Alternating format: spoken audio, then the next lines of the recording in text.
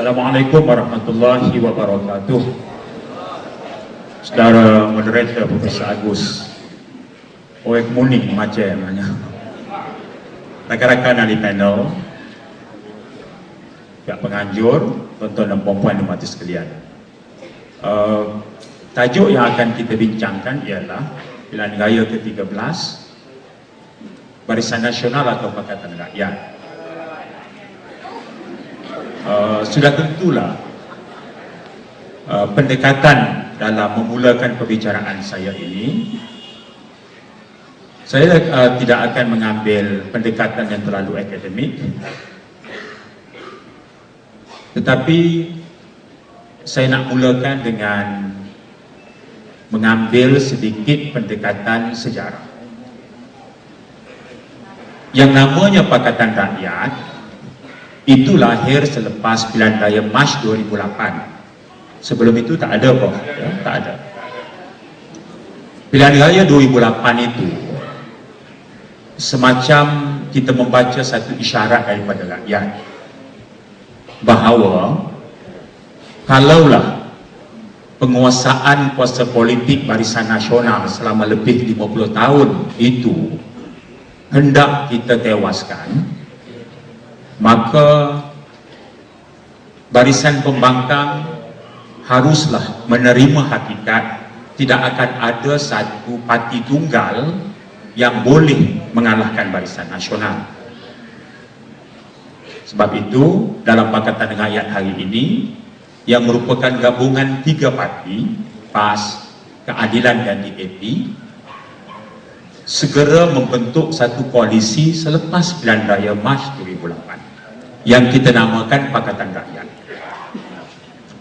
Sekarang sudah 3 tahun 9 bulan Pakatan Rakyat ini sudah melonjak jauh ke hadapan.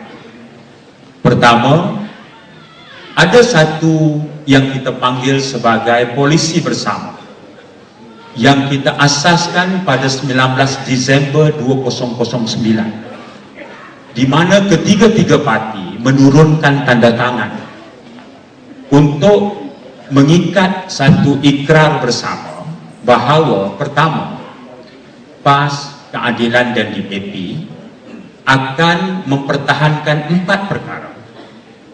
Pertama, Islam sebagai agama negara.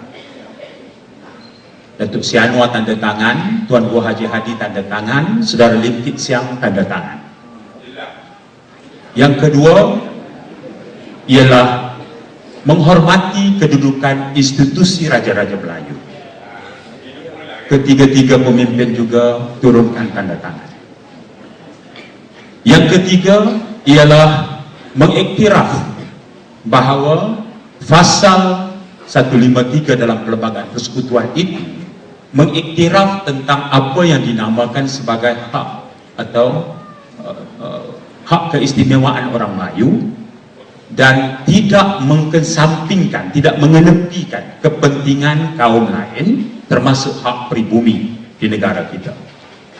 Dan yang keempat ialah mengiktiraf bahasa Melayu, bahasa Malaysia sebagai bahasa rasmi yang kita akui sebagai bahasa utama di negara kita. 4 perkara inilah yang kita jadikan sebagai satu kerangka untuk membentuk satu yang kita namakan sebagai polisi bersama, satu dokumen yang cukup lengkap dan komprehensif yang memberikan jawapan terhadap isu ekonomi, isu politik, hubungan masyarakat, hubungan luar negara, persoalan hubungan kaum dan sebagainya. Satu dokumen yang saya anggap cukup bersejarah yang mengikat gabungan 3 parti untuk menghadapi Barisan Nasional pada pilihan raya yang akan datang, yang kita yakin boleh menjadi satu tawaran yang lebih baik kepada rakyat Malaysia sebagai jawapan kepada penguasaan lebih 50 tahun Barisan Nasional di negara kita. Ini permulaan yang kita mulakan. 19 Disember 2010, setahun kemudian, bertempat di Dewan Milenium Kepala Batas, kita tampilkan pula apa yang kita namakan sebagai dokumen buku jingga yang mempunyai kandungannya berupa jawaban dan rancangan kita, andai kata rakyat memberikan mandat dan kepercayaan kepada kita. Loceng tadi bunyi kata? Ada, terima kasih.